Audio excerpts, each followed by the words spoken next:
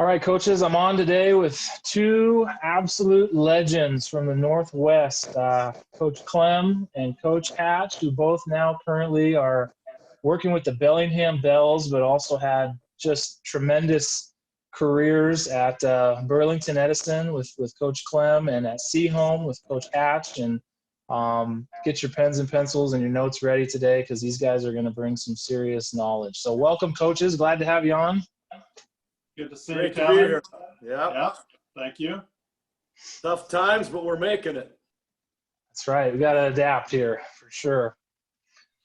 All right, guys. Well, we're going to start off today talking a little bit about how you develop your pitching staff. And the way we're going to break it down, the first question is going to go to Coach Hatch, and this is going to talk more in terms of warm-ups and those kinds of things and how they get loose. And then the second part of this will go to Coach Clem, and he's going to talk more about the mechanical side. So my question was, kind of talk about how you go about developing your staff from long toss to arm care to developing the staff to teaching kids to throw.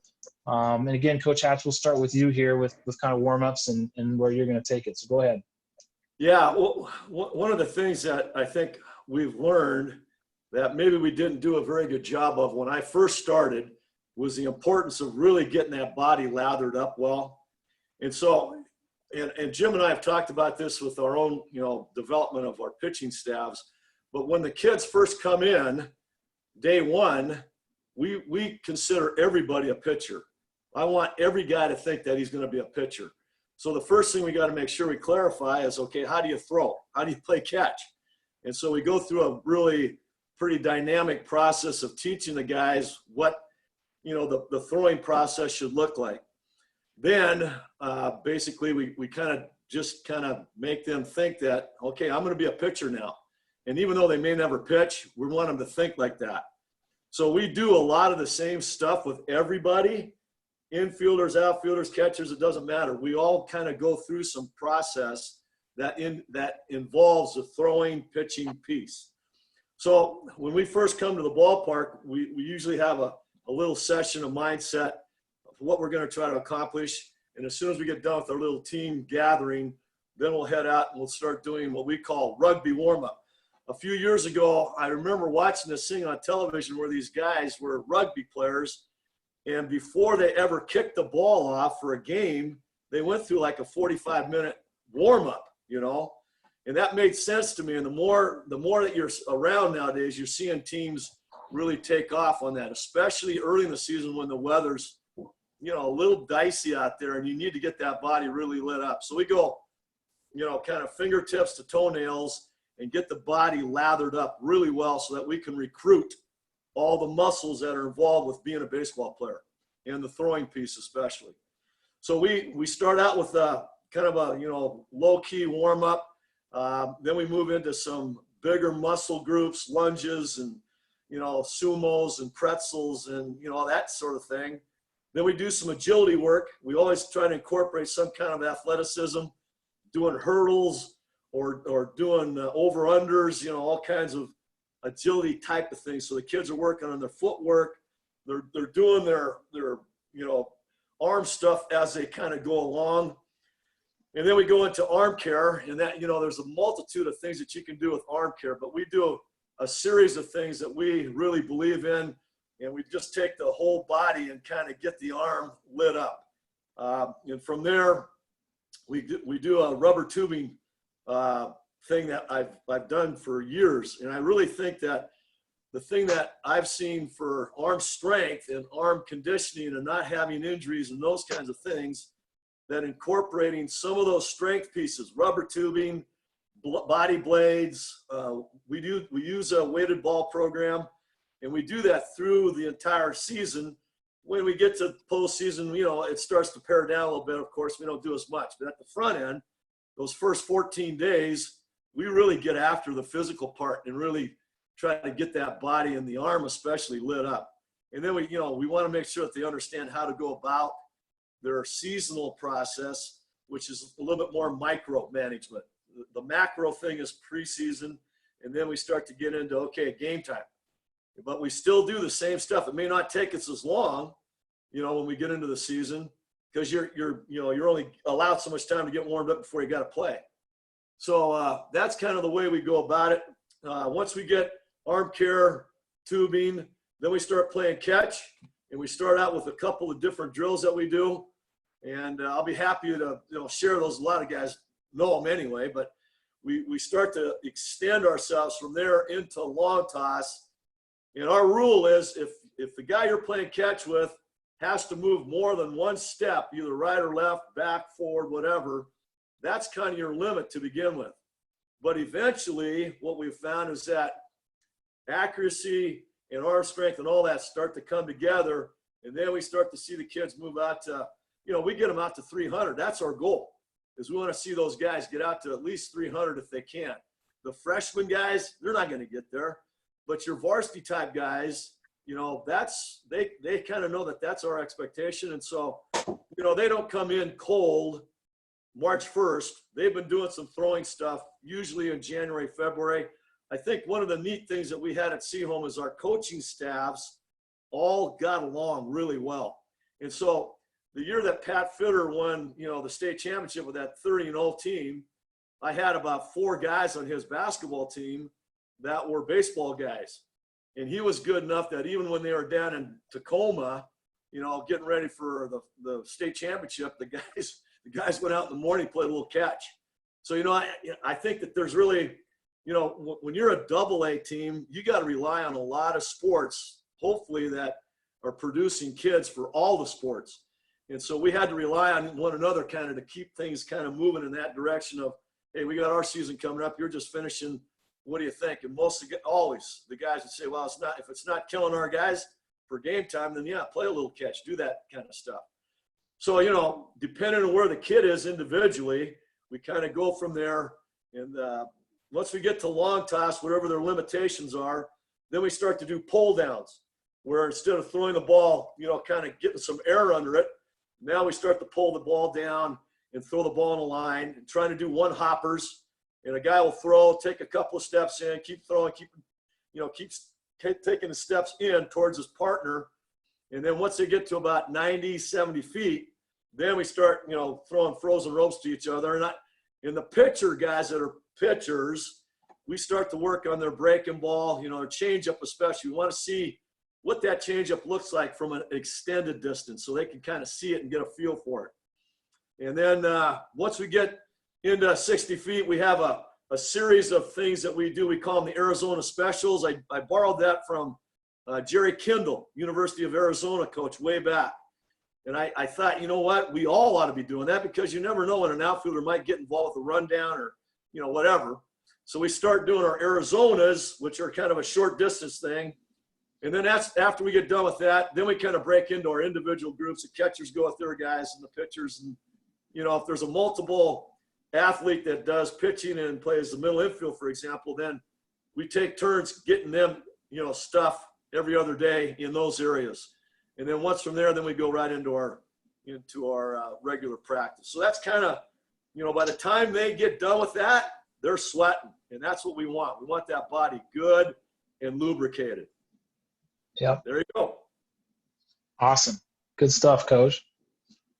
And coaches, I will get some of these things like the Arizona drills and that stuff, and I'll put that stuff up there for you guys, so you can see some of that stuff. Coach Clem, how about you? Let's talk mechanics. You bet. Wherever I've been, whether I spent a couple years in Dayton, and then I spent 28 years at Burlington, and then as a head coach, and then a lot of years as an assistant since I retired from being a head coach. But the plan really, honestly, has only been, hasn't been changed a whole lot. It's crazy how some things you learn so much more as you go along. But there's a lot of fundamentals that, don't honestly change a whole lot. How you might practice them might change, and the drills you use, and the language that's being used, all of those things might change. But to be fundamentally sound baseball player, one of the most important pieces is catch and throw. And so our first week of practice is what we call a fundamental week, and it's a camp week. And whether we were teaching at camps, young kids, high school age, or even college guys that I coach now with the Bellingham Bells. We spend a lot of time on just practicing the fundamentals of throwing, which leads next into pitching. The camp week is a full week. And at the end of the week, we feel like the kids have had enough time to learn the fundamentals that we have to go into the team concepts. And so week one is camp week, individual skill week. We make our cuts at the end of the week. We play a game on Saturday. Everybody gets to play. And then the second week is nothing but team concepts. We do our warm-ups with the typical drills that we have for all of our position players, but then we move right into team concepts the second week. By the end of the second week, we're usually playing a game. So week one's camp week, week two is teamwork, concepts, and then follow up with a game. Then we go into our regular season practices in the third week.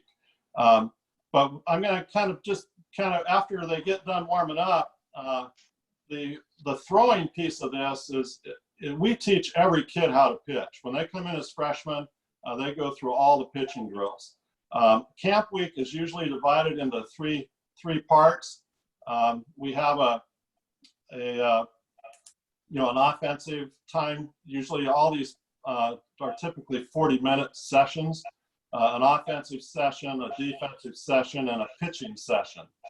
And they're 40 minutes apiece. And then we have which takes you, about 2 hours and 20 minutes, and we close up with a 10-minute. And so we're going 2.5 hours those first 2 weeks, and then we cut our practices back to generally 2 hours after that. So on the mechanic piece and the throwing piece, I'm going to stand up. We've got commands that we use, and we do a lot of dry reps. You can't throw all the time, or you're going to wear them out, especially those first 2 weeks. We have some kids who do lessons from other people during the winter months, but we have a lot of kids who really haven't done anything since the last baseball seasons. As much as we like to think that kids are out there doing it, a lot of kids just can't afford lessons. And they play other sports, and there just isn't they just aren't able to. So we assume they come in not having done a lot.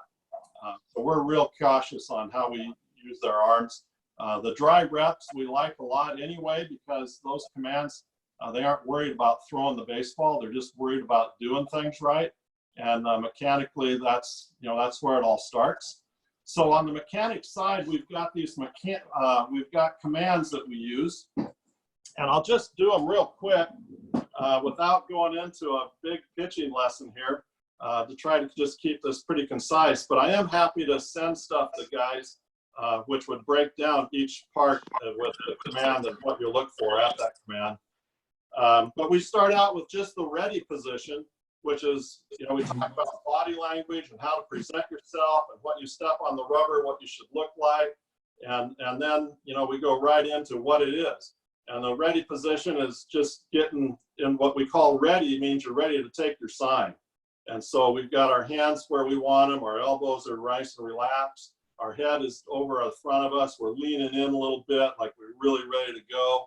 And that's the ready position. So it's the sign position. How do you stand on the rubber? Where do you stand on the rubber? We get all that covered. We try to do it in the gym where there's a whole bunch of lines, and we put these kids on lines. And so when they go to the pivot, so they go ready, they go from the ready position to the pivot position, which is simply turning their back foot in front of the rubber and put it flat in front of the rubber. So it goes from ready to pivot. They really haven't moved much except for their foot. And then we go to the pump position, which is the leg pump. We're in the windup, so we're going to take a full pump, and we take a look at that pump and just see what it looks like. Is your toe dangling? Are your shoulders rounded? Are your hands still tight? And are you in a position where you can balance yourself, on one leg? That's the pump position. So we do full pumps, we do half pumps, we do quarter pumps, we do no pumps, just so they get practice on being in the delivery and changing their timing a little bit when they need to go to the stretch with catching up their arm to their stride. So we do all those different leg pumps without throwing a baseball. When we stride, we're on a line. We put our toe from our back foot on the line, just the toe, so that when we stride, our front toe should be on the line as well. And so that way we are going to stay balanced, and we check for balance, and we see if they're on their line or both toes hitting the line. And that's a big deal. I think it's the number one thing that any coach should look for when they're kind of trying to help a kid stay on balance and be a strike thrower. If they're not on their line, if they're ever so slightly off their line, they're going to compensate from then on through the motion, trying to get back to that line. And it's really hard to stay balanced when your foundation is already off balance. So that's, so it goes from ready to pivot to pump to stride. And we check their hands. At that point, we check them. Their weight's still over their inside of their back leg. They haven't shifted their weight yet. And now we go from the stride to the glove in the box, and we start to turn, and we get to the over and through position. But right now they're square. Their chin's right over the middle of their body. Everything is square to the plate. Shoulders are square. Okay, they're not pulled off, all that kind of good stuff that we see guys do when they miss their line.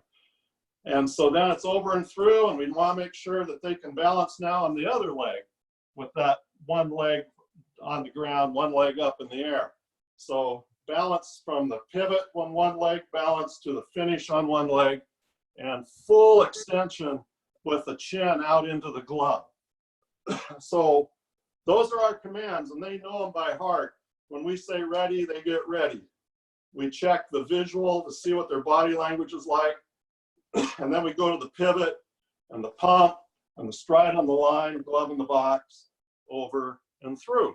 And so those commands, they go over and over and over, and we check to see that every body part is in the right place with every turn that they make. Then we don't let, we don't stop it after that. Then we have them just do the whole motion, trying to come to a point where when the front foot hits, the back arm is all the way up, not still coming up, but it's all the way up. So that when the front foot hits, the arm's ready to come through. And velo is important only to the point that you can throw for strikes. And so we look at the mechanical side, thinking that everybody can throw strikes if their body's in the right place to go forward into the strike zone. So that's kind of how we do the mechanic commands. And there's a whole bunch more that goes in with those commands, but just kind of keep it simple for this talk. Put them in the gym, put them in like 4 or 5 to a line, and then they're spread out.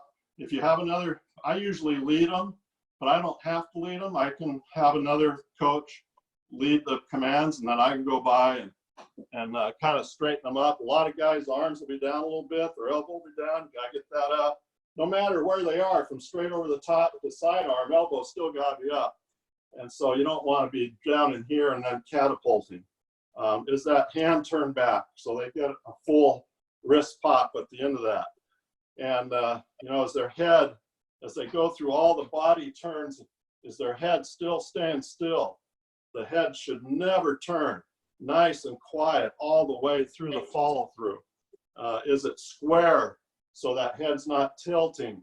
Okay, throwing your weight back. I mean, that head's typically 20 to 22 pounds. So if you don't have that head in the right spot, it's going to pull you off your balance beam, and it's going to cause you some problems. So those are the things that we emphasize on those commands. And I think that, our success through the years has really been started on the mound. And I think every good team, that's the case. And so I think it's important that every kid understands, how to pitch and what's involved in pitching. They know what that pitcher is going through when he's out there. They can talk to him. They can relate to it. The commands hold true for every kid. regardless of age, 9 through 12. They all know the commands. So the lingo that we use is our lingo, but you know, I like to stay current on the lingo that's out there because, you know, something new is, you know, kind of really something that was already, that's old, that's being used again. The lingo does change. The scientific findings through the years have kind of caused some change in lingo, but, you know, they're all really in our program. So if they are out learning from other people, playing for other people, we want to make sure that in our program, they all know what we're talking about. So when we're communicating to them, and that lingo is the, you know, something they're going to understand what we're emphasizing. It's a program builder. And so if, you know, I like what Coach Hatch was doing with the warm-ups, and to kind of expand on that, when they finish coming in from their long toss, we finish with what we call target practice. And when they play catch at the end from 60 feet or even shorter, 50 feet, depending on how their arms are, this is their target. You know, we've got a rectangle from the shoulders to the waist, and they play catch, and those last 10 throws is a contest of how many you can hit in your target. And so when they're playing catch and letting it go, can they hit you right where you want to get it all the time? And pitching, you know, we do a lot of flat grounds. Bullpens are not done as often. We'll do flat grounds every day, whether it's dry reps or not. 15-minute session and pitching every day for flats, working on the different things that we've got for the day. You know, I really think that fastball, when you're teaching fastball, you know, you teach the fastball, the cutter, the slider, the curve, you know, getting the wrist lined up with your forearm, that's a big deal. If that wrist isn't lined up, okay, if you're getting under that, you're going to start pulling on the inside of your elbow. It's going to cause you some problems. So you want to make sure that your wrist never gets outside the arm. So when we're playing catch, you know, we're teaching these kids, you know, cutter, excuse me, cutter, slider, curve. And that wrist, we want to make sure they know that wrist never gets away from your forearm. And on the two-seam side of that, you want to throw a sinker or a changeup. And the screwball we don't teach, but it's just one step further from the change. You know, it goes fastball to sinker, how you let it go. Okay, so you're getting that spin, to change up, and then to screwgee. That's the grips that kind of line up your pitches. So when you're thinking four-seam fastball to cutter, to slider, to curve, and then two-seamer, from two-seamer to sinker, to change to screwgee. So the wrist is kind of going both ways on those pitches. It's a grip that you start with that kind of takes you to that spot. But there's a lot, you know, a lot of guys claim that pitching's something they don't like to, you know, to get too deep in. They find somebody to do it for them. But I just think it's really important for a high school coach and any coach to know everything there is to know in baseball. I mean, if you're a high school coach, you got to be able to teach hitting, fielding, throwing, pitching. You got to be able to do it all. And then, you know, as far as staffs go, I was really blessed, and we had all sorts of great assistants who are, you know, John Thurman's at Burlington now, great coach, doing a great job. He was one of my assistants there, and I had several other guys who, you know, were part of that. But the point I want to make is your assistants need to know all of the same things that you're teaching, so that the messages to the kids are the same, that they're looking for the same things when they're coaching those kids. So the takeaway is that, hey, we're all in this together. We're all learning it the same. They don't start on freshman team and learn one set of things and JV another and varsity another. I mean, it's a program thing. So those meetings with your coaches before the season, this is our reminders and reviews of how we're going to do things. And I think it really helps the kids when they know that their coaches, they don't get confused or think one coach knows more than another. If we're all teaching the same thing and understand them, then everybody's a great resource. So that's kind of what I got on the pitching mechanic commands: ready, pivot, leg pump, stride on the line, over and through. So those are the 5 commands, and then we check them at each one to see that all their body parts are in the right place and that they're able to do those commands. And fluidity comes by repeating the motion. So I'll kind of close with this. The importance of repeating is huge in pitching. If their motion can be repeated over and over and over the same way, they're going to put themselves in a position to be in the strike zone all the time. The only thing that changes then is that I release a little early or did I release a little late, but they're not worried about anything else causing them to have a problem with the pitching piece. It's just a release point at that moment in time. So lots of dry reps that take into lots of soft throwing with the mechanics to finishing with a flat that's depending on their arm that day, how hard they throw their flat. And then we, of course, do bullpens, but pins are a whole nother topic. And I think that you don't have to do a lot of pins to be a good pitcher. You need to do a lot of flats, working on the mechanics. The great thing about flats is it forces you to get over and through. If you can't throw with tilt on a flat, if you don't get over and through. And so the finish is really emphasized. So when they get in the bullpen and they go to finish, now all of a sudden they're going to get even more depth on that pitch because of the incline of the mound. It's just going to enhance it. But I'll tell you what I see with a lot of young pitchers. With the Bells now, I've been with the Bells for 10 years now, and we get all sorts of guys that are mechanically messed up, to be honest with you. But they're throwing in college because they've got good arms.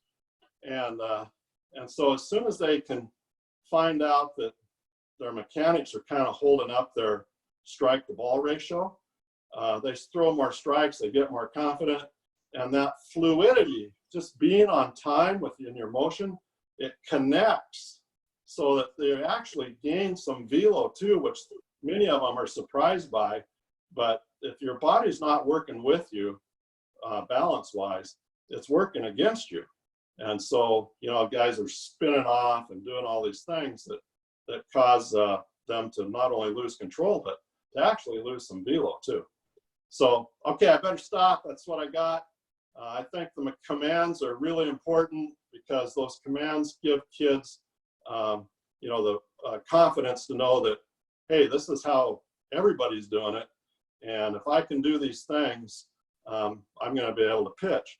And we work with everybody through the season. Some kids won't get in games, but we'll have at least 20 kids on 3 teams that get innings and pitch every season. So after that, I mean, if you're not one of the top 20, you might not be getting many innings. And even the kids who are in the last several of the top 20 don't get a lot, but at least they get in and they get practice. And then they'll always get thrown in inter squads, so they get some practice there too. Okay, I think I better stop. Hey, that was awesome, Coach. Can I add something to there? Yes, please, go. As we start talking about stuff, it just opens up all these cans of worms, that you've had experience with. And so here's 2 guys that have been doing this a long time, and it made me reflect when Jim was talking about so many of those really awesome pieces. Some of the things that we've done to just kind of go along with what Jim is saying. When we got done with our long toss and we're ready to do our flat grounds, what I would do is we'd have the kids get in groups of 3 or sometimes 2 and have a little competition. I always wanted to have some kind of competition involved in the process, And so even if they're outfielders, we'd have them toe the rubber and throw it from 50 feet or 60 feet or whatever we were doing. and they'd have a little contest, 5 pitches, who got the best score, hitting the target. And so you're always looking at, competing in accuracy and throwing with command. And you know what we found as a progression of the season went along, some of those guys that you didn't think were going to be pitchers, they started to get to be pitchers. No doubt. And that was the beauty of doing that kind of stuff, So I really think that there's something to that. The other thing that we've found, really has helped us is we start at the end and move backwards. You've all heard that term, that back shaping thing. And so when you're doing something that is as difficult as pitching is, start at the end and have the kids move backwards and see how difficult that is, so that their neuromuscular system's getting it both ways. The other thing that I think is really powerful, and we're teachers, you got to show them pictures. And I know Clemmer's got pictures like crazy. I used to collect pictures out of Sports Illustrated every week.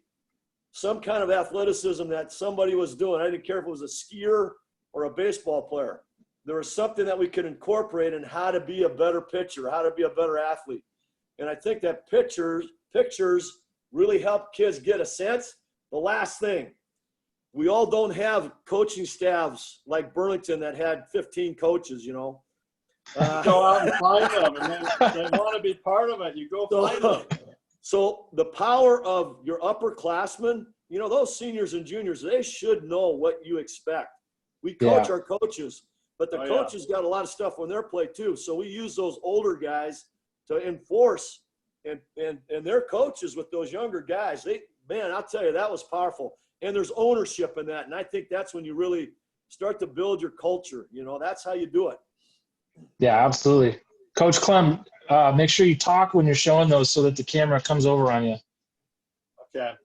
So this is the over and through. You can see the back bend there, nice flat backs, right? You can see the glove in the box. You can see the head is square to the plate. I mean, these pictures, they are powerful. Like Coach said, I just went in and grabbed one here. I think pictures show a lot, and they can demonstrate even better than kids see guys they know on TV, and then they start to believe you know what you're talking about. Awesome. And, so you see those pictures right there? Hold them up again, Clemmer. That's exactly one? That's how we start. We'll start there and have them move backwards through the process to their starting position, and then finish it and try to get to that position. I've got pictures for all the commands that I use, so I won't take the time to show them, but the ready position, the pivot, the pump, all the commands, and then I show a picture for each command. And you're right, we pair up our kids older with younger too, so they're all doing the same things. I think that's a big deal as well. And I just, that what I said about, this is being the square, we do that with catchers throwing like catchers trying to hit that target. We do infielders with a nice little short circle. They're playing catch, trying to hit their target. Outfielders with a longer throwing motion, hitting that target. And then pitchers, we have the guy on the other end get down in a squat, and that becomes, the target's just a little lower for him. But we have them all use their throwing motion at the end, because catchers will throw a nice short circle. It's not even a circle, right? It's just up and back, gone. But the competition thing is big, and I think that's really important. There's so much we could talk about, and I know we're getting along here, Kev. But we'll, I hope that helped tell you kind of what we do. And we've been doing those camps for a week. I love Camp Week. It gets all the verbiage in with the swing language, the field language, the pitch language, the catching language that we use, how to box it up and frame it and all that. And then the second week is team concepts. So week one is nothing but fundies are getting taught. That's awesome. I love the progression that you take them through, Coach. And Coach Hatch, I know exactly what you're saying. We start with the end, because our pitching coach when I was at Tacoma Community College, he used to just say 1, 2, 3, 4, 5 every time we were in the weight room with our staff, and they would just go through 1, 2, and then he'd say, okay, 5, 4, 3, 2, 1, and he'd walk them back through to emphasize, like Coach Clem was saying, that good balance and having to do it both ways and hold those balance points. And then he'd have them hold at 3 or hold at 5. So So I think that's huge, and I think that's something that's wildly overlooked, especially today. It's bad weather. You got kids coming in from the wintertime, and then all of a sudden we're trying to go bullpen, bullpen, bullpen, bullpen, and get our pitch count up, right? And we forget about dry stuff. And like you said, Coach, I mean, how powerful is that in Washington? Go into the gym and do this. How often are we in the gym saying, well, what are we going to do besides hit? Yeah. Well, there's a perfect thing to do to start your season right there. Yeah, That's awesome. And then I'll take you one step further on that. You can learn your pitches in there too. We get the pitchers down on one knee, and then we do change-ups. Wham, wham, wham. We do curveballs. Thumb over the top, thumb over the top, thumb over the top. Get that top spin. We'll get a ball in their hand, and we'll snap our fingers so they learn how to get that top spin. The slider, we don't teach the slider until we see that they don't really grasp the curveball. And then we'll give them a slider grip out of their two-seam fastball and get their ball to cut some for them. That's kind of, I think that the grip drills, you don't have to be throwing to do those grip drills. They just got to get the feel of how it's supposed to come out of their hand. And those are all things you can do indoors. Once you do go outside, I'll say this, I still think the line, if they take only, if anybody's listening to this ever, if they take one thing away from what I'm saying, that line is huge to balance. So those feet have got to line up on that line. And if they're not on that line, then you're going to have some control problems. Arm issues too, really. But when you go outside to the bullpen, draw a line off your back toe, straight down the thing, so you still have that line to come back to when you're outside. If we have a kid who's struggling with lines, we'll get them on a foul line too, and just have them do dry runs on their own. We don't even have to be there. Yeah. We have our bullpens at Pullman are all turf. So the first thing I'm doing when I go home is I'm going to spray paint lines straight down that turf. Yeah. Right. That's great. I love it. All right, guys. Well, we are going to wrap up this episode, and in the next episode, part 2, we're going to talk hitters, defense, and leadership and culture. So we're going to sign off here. Thanks, coaches, and I'm looking forward to part 2. You bet. You.